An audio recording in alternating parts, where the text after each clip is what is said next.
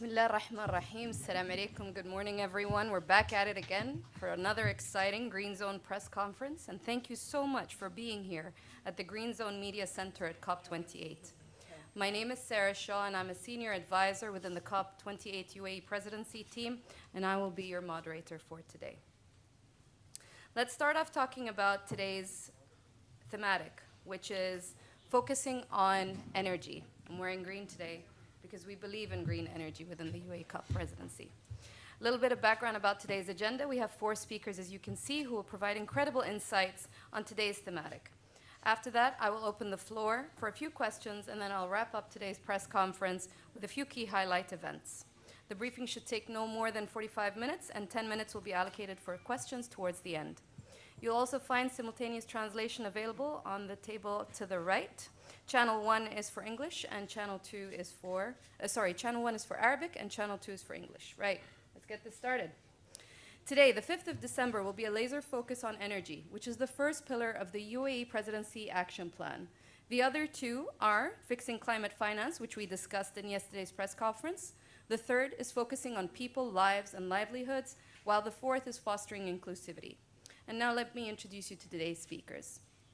On my right, we have Ms. Sabrin Rahman, who's the Director of Partnerships at the UAE COP28 Presidency. She is based in Dubai and leads on the action agenda, which focuses on non-negotiated outcomes, primarily mobilizing the real-world economy. Next, we have Helga Bergden, is a Mercer partner and Mercer's Global Chair on Sustainable Investment. She leads sustainable investing and governance as a global executive and board member focused on climate change resilience, managing investment risk, return, and reputation for boards, members, and stakeholders.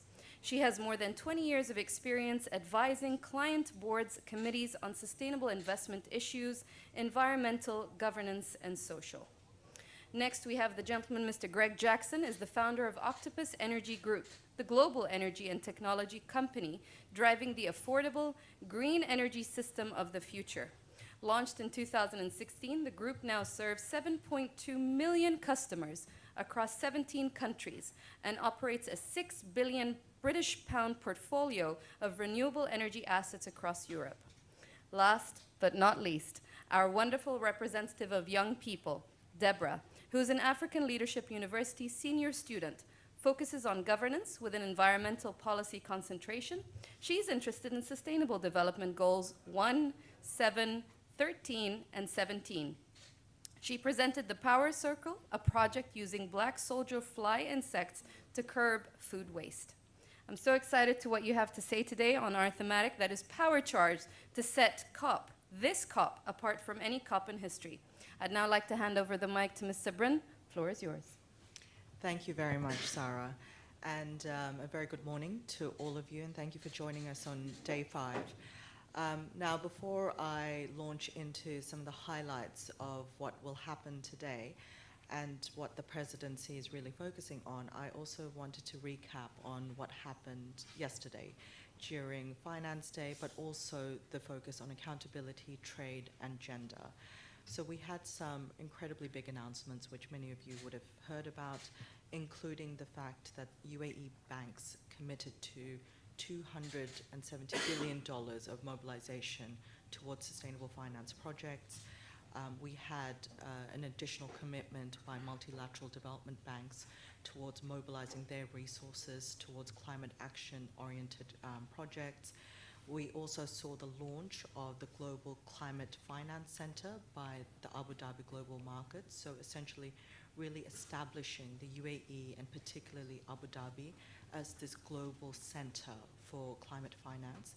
And we also had over 60 countries endorsing the COP28 Gender Responsive Just Transition and Climate Action Partnership, which is really a package of commitments, including a focus on data, finance, and equal opportunities.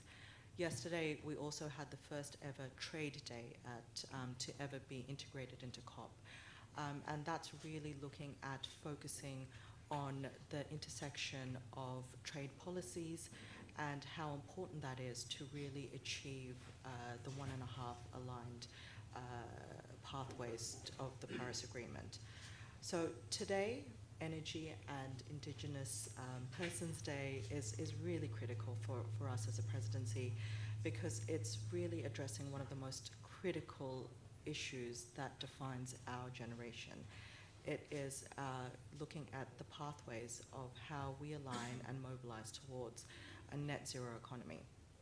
So it's looking at how we mobilize towards a just and equitable energy transition. So as I've mentioned, it really is around the 1.5 degree pathways.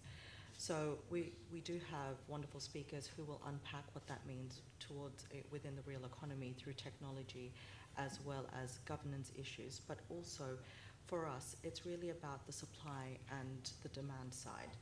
And the packages that we as a presidency have built really looks at what we can do to help send demand signals. So some of the things that we've done have really had resounding adoption. So for example, we've had 125 countries sign up to our Global Renewable Energy Pledge. So really to endorse and doubling of their energy efficiency by 2030, which means that they are signaling a monumental shift in how they will source their energy sources in the future. And that really is about ensuring that we understand that everyone's energy mix will be different in the future, but it's about ensuring that they are really taking that seriously, and everyone has different pathways, but they are prioritizing that. Today we're also launching, and we've announced it, but we have 52 oil and gas companies who represent 40% of the global oil production, including 32 national oil companies who have aligned with the COP28 presidency's plan for an ambitious and substantial decarbonization plan, and they will be talking about what their decarbonization pathways will be. And what I wanted to really highlight is 20 of those are actually national oil companies. Now, the reality is that a lot of these organizations have been traditionally excluded from climate discussions. And that is a really difficult conversation to have, because, again, decarbonization is everyone's issue. Transition is everyone's issue, and it needs to happen in an inclusive manner. And this is why Energy Day is so critical for us. And this is the first time these entities have had a seat at the table to talk about their challenges, their opportunities, and also how they're addressing it, including what they're doing around methane reduction or elimination. Also, the UAE is leveraging our extensive experience that we have on diversification, and also around what we're doing on what we're doing on the whole energy package. So we're working with all the energy industry, and particularly we are joining today the Powering Past Coal Alliance. So that will be an announcement that's made today, alongside the United States, along with other countries. So that's one of the key announcements. Over 60 nations today will also pledge to the Global Cooling Pledge, where they will aim to cut cooling-related carbon dioxide emissions by at least 68% by 2050, which I think is quite an enormous achievement, and that's something that you will hear about. We'll also see today 39 countries endorsing the COP28 declaration on hydrogen and derivatives, so really demonstrating their intent to accelerate a global hydrogen market. And we'll also be hosting a near-zero methane action agenda, which is really about sharing best practices and technologies to scale investments in methane abatement. So these are just some of the things that will be happening today, in addition to our breakthrough agenda, which will outline the priority actions in 2024, which will look at how we foster collaboration across 7 key sectors.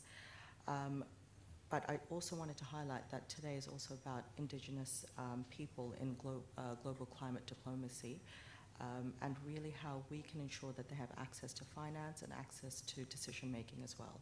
So it's not just about energy transition, but also around Indigenous people, because we know that Indigenous people protect some of the world's largest biodiverse regions, and they have a critical role to play. So there is an enormous amount of programming happening that really focuses on their role, their empowerment, and how we as a global community have to ensure that they're included in decision making. So that's it from me, and I'll hand over to Helga to continue this Helen. discussion further. Thank you, Sabrin. Helen. Thank you so much. I will focus on the institutional investor approach. I think the key question now is how. How do we do it? And so really there are 4 simple ways to do it. And for institutional investors to address energy transition and just transition, which are obviously integrally linked, we need to understand our investment portfolio, and that the investment portfolio is essentially in transition. So the way in which we work with institutional investors such as pension funds, insurers, endowments, multilateral development institutions is to think about the investment portfolio in terms of its exposure to high carbon emissions and the capacity for transition. So at one end of the scale we have high carbon emission, low transition capacity, right through the spectrum to very high transition capacity and addressing solutions, looking after people's community, planet, and of course our Indigenous peoples, green solutions. But the bulk of institutional investment portfolios are really sitting between those 2 ends of the spectrum. So the how do we deal with that as institutional investors, this spectrum that we have from one end, we might call it the grey risks, through to the green. In between, we need to steward those assets and companies and organisations that are in transition, which have some capacity for transition, but also are somewhat locked into the carbon cycle. So 4 simple ways. The first way, which institutional investors are increasingly adopting, is to set a baseline to really understand the exposure of their assets in their portfolio. Then to analyse their portfolio in terms of where are the opportunities to mobilise for transition, then to set targets and metrics, and finally to implement, construct the portfolio to reach net zero. So I think at COP it's very easy to get overwhelmed by the complexity. Where we come from in terms of institutional investment is to really say this is how it can be done. There are many institutional investors that are now implementing these 4 steps and going through that process. As part of that process, investors can integrate these issues into the way they think, engage with companies through stewardship. They can also identify new opportunities and help grow and mobilise capital through catalytic and transformative investments, and also identify investments that are too highly exposed and therefore too risky. So essentially it is still about, from an investment point of view, risk and return. And if we don't consider the risks in this full sense, the risk to people, to our Indigenous people, who, as you say, are stewards of our environment and our culture, we really put at risk our economy and our financial activity as well. So I think just, finally to end on that message of we should be all about the how. It can be delivered. There are investors who are currently following these simple, practical steps, and that we really need to do this, because if we don't, we have to ask ourselves what happens if we don't pursue this path, and we are going to be exposed to enormous disruption, and we can see that in the valuation, for example, and the pricing of solar. So that's where I'll leave it for my colleagues here to pick up, but that's Thank just you a so quick much, summary. Helen. Very much appreciated. Greg, please. Thank you. Look, I mean, for too long, I think the citizens have been told that the energy transition was going to cost them money and was going to be inconvenient and make their lives harder. But the reality is that if we do it right, the energy transition can be done for citizens, with citizens, not to them. And I think when we think about a just transition, we need to think about people across the globe, about the 600 million people in developing countries that don't have access to energy at all, and to the people, the low-income households in otherwise rich nations that have been unable to pay their energy bills during the gas price crisis of the last 2 years. And if we think about people across this spectrum, we realize that renewables are the answer to both ends. I think when it comes to a just transition, we need to recognize that renewables are the cheapest form of power we've ever had, and they're getting cheaper every year.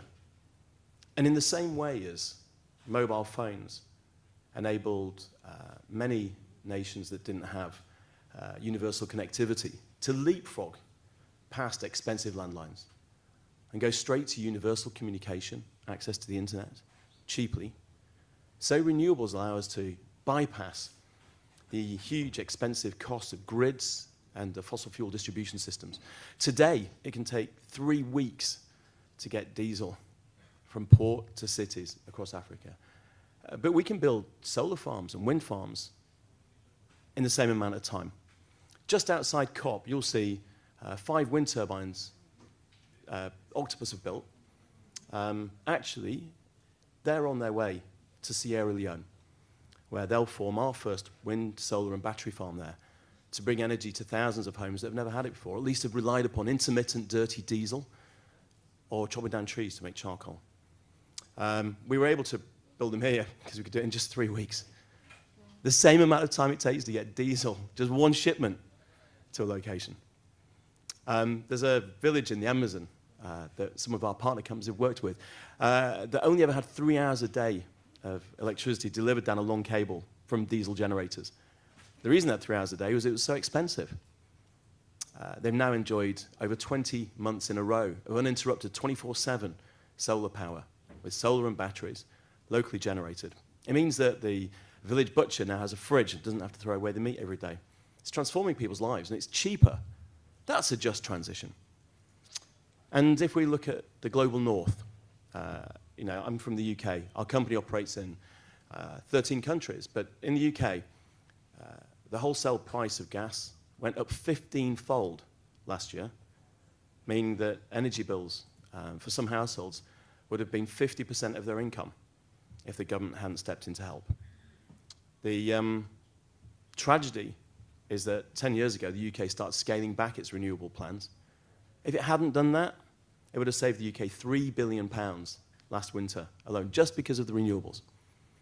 So the lesson is clear everywhere we look, that renewables are the answer to a just transition. And I think, let me bring a couple more observations for you. Electrification is the key. We don't need people here to argue about where we're going to generate the electricity, because renewables will win on cost and speed. And if new technologies come along, fusion, whatever else, that's all going to be fantastic. But with digital communications, we didn't wait for 5G. We made the smartphone revolution that changed the world, starting with Edge, and then 3G and 4G and 5G. And it needs to be the same. So we should electrify everything for the benefit of consumers and the climate, meet those demands with the cheapest form, which is probably renewables, and then we'll keep moving from there. And this stuff is incredibly popular. We have a product called the Fan Club. If you live near one of our turbines, you get cheap electricity when it's windy. 20% off, 50% off if it's very windy. 22,000 UK communities have now asked to have wind turbines near them. And if we go back to the 600 million people who don't have access to energy today, we can spend forever trying to build the financing solutions, and it's important we do that. But we can also be building microgrids from the ground up and recognize that, for example, Africa is the world leader in microgrids. 42 million people have or will shortly be on microgrids. Scaling from the ground up enables us to work with communities with replicable programs, each of which is relatively low risk, rather than getting hung up, waiting to have global solutions. So, one of the themes of this COP is to act.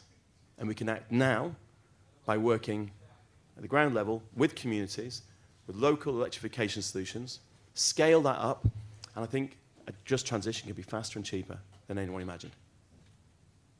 Thank you, Greg. Deborah.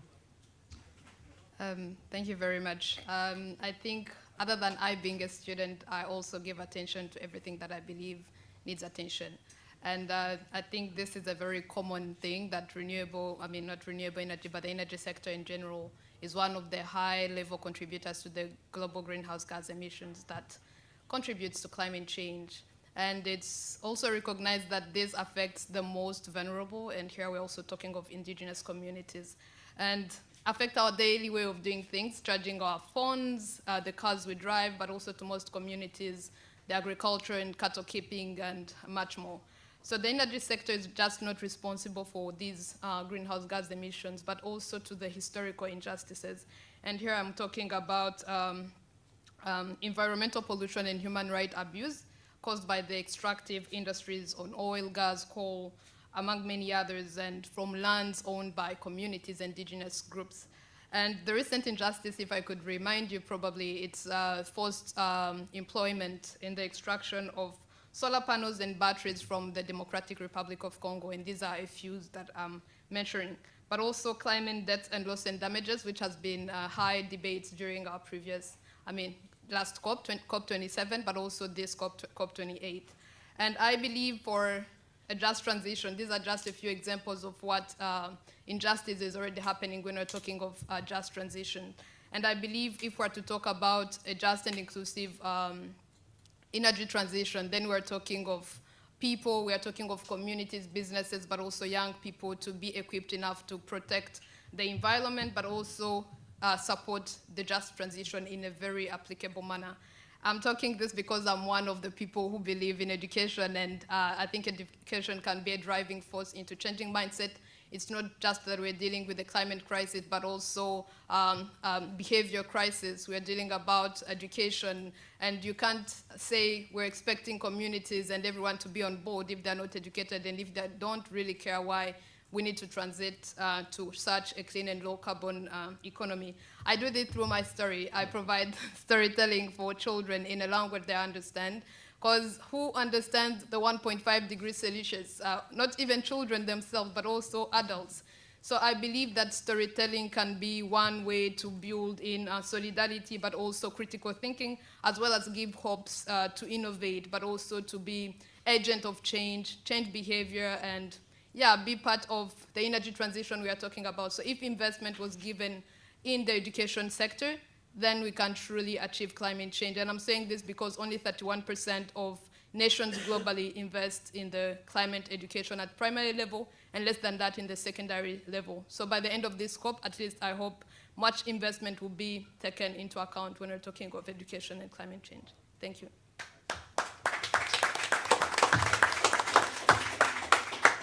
Incredible. Look at that, ladies and gentlemen. Clearly, we need to decarbonize in a way that is meaningful to the people and the planet. COP28's leadership on voicing the need for tripling renewable energies investments is important to ensure that the new energy system that is being developed is also in line with the decarbonization of the current systems. Current infrastructures, as Greg alluded to, were clearly needed to be transformed. So is it a plethora of microgrid networks for energy? Maybe. As we learned today and yesterday, without finance, no great solution or idea can truly be adopted by all nations. Ensuring that the 600 million people in developing countries are not left behind is a critical part of this progress. The comparison that Greg gave of traditional energy taking the same time to build and develop and provide the alternative clean energy was a real eye-opening moment for me personally. Also, focusing on the indigenous peoples, who are actually 5% of the world's population but contribute to preserving 80% of nature's biodiversity. How might we leverage them in the climate change action agenda? Lastly, and as Deborah said, and this is a huge presidency action agenda education and specifically climate education. How might we use that to support the young people in the world to truly prepare them for the future we are seeking collectively and collaboratively to solve? I'd now like to open the floor for questions. I'd like to ensure that you direct your questions to one of the speakers on the stage. Please ensure that your question is specific to the topic that we discussed today only. If you are speaking in Arabic, please wait for the speakers to put on their headsets before asking the question, and I open up the floor to you now. Please state your name and organization as well. Anyone? Wow, you guys seem to be very clear today. No questions. All right, I'm happy to give you your time back. Thank you very much for today. A round of applause to our speakers.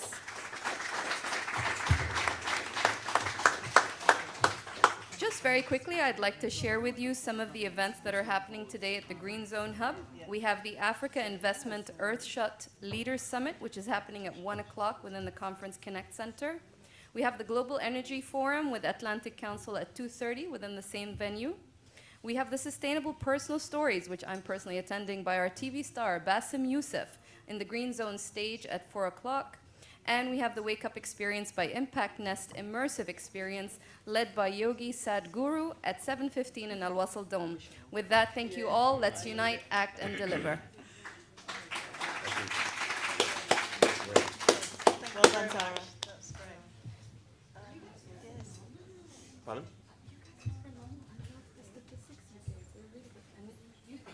Yeah, she's fantastic. Storytelling, very cool. We held the climate education portfolio.